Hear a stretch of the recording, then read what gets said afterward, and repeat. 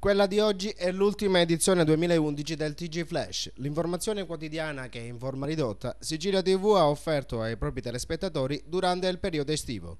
Da lunedì quindi parte una nuova stagione del nostro notiziario, il cui orario di trasmissione delle 13 edizioni giornaliere rimane invariato, ovvero 14, 14:30, 17:30, 19:45, 20:15, 22:40, 1:45 ed ininterrottamente dalle ore 6 alle ore 9 del mattino.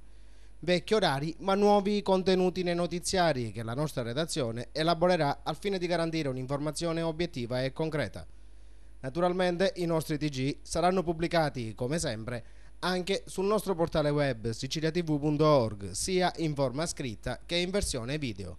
L'appuntamento con Sicilia TV Notiziario è quindi fissato per dopodomani lunedì alle ore 14 per la prima edizione della nuova stagione televisiva.